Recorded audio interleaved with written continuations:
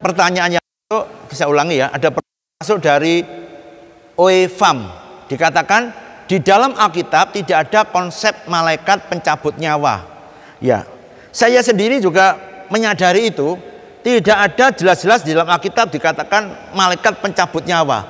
Ya, kemungkinan kenapa ada istilah pencabut nyawa? Kemungkinan memang ada malaikat-malaikat yang oleh karena Allah yang melakukan kehendak Allah, melakukan tindakan-tindakan mencabut atau memusnahkan seseorang sehingga dianggap atau dikhayalkan sebagai malaikat pencabut nyawa. Ya, kemudian ada poster-poster malaikat hitam pakai beliung, itu kan jelas bukan malaikat Tuhan ya, atau apa-apa gitu ya. Coba kita akan lihat, tolong ayatnya disiapkan. 2 Raja ayat 35. Ya, tolong saya dicarikan ayatnya. Tolong bawa sini sehingga saya bisa membacanya.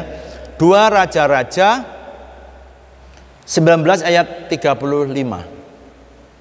Ya, kita akan baca ya, kita akan lihat ya.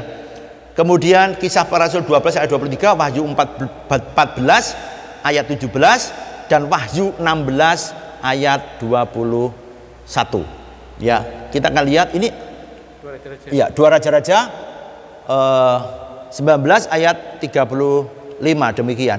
Maka pada malam itu keluarlah malaikat Tuhan, lalu dibunuhnyalah 185.000 orang di dalam perkemahan Asyur. Keesokan harinya pagi-pagi tampaklah semua bangkai orang-orang mati belaka.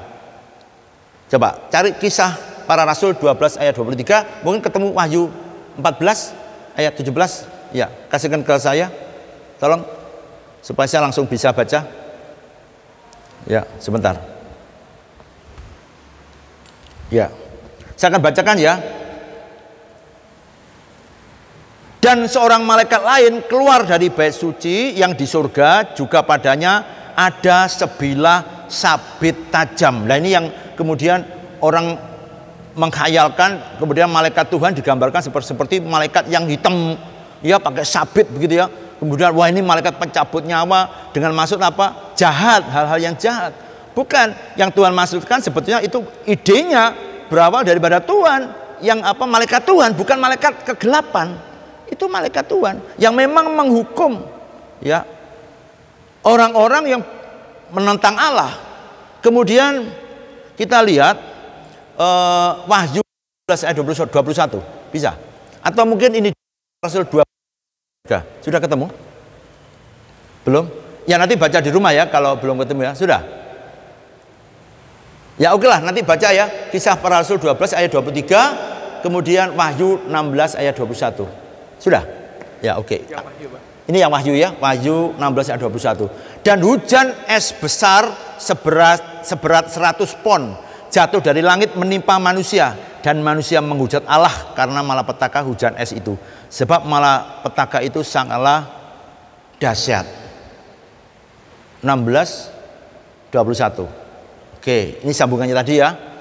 Yang Kisah Para Rasul 12 ayat 23 bisa cari? Kisah Para Rasul 12 ayat 23 terakhir.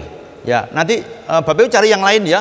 Ini masih banyak, ini singkat-singkat saja supaya mungkin bisa menjawab ada satu pernyataan bahwa memang di dalam Alkitab tidak ada konsep malaikat pencabut nyawa secara jelas ya.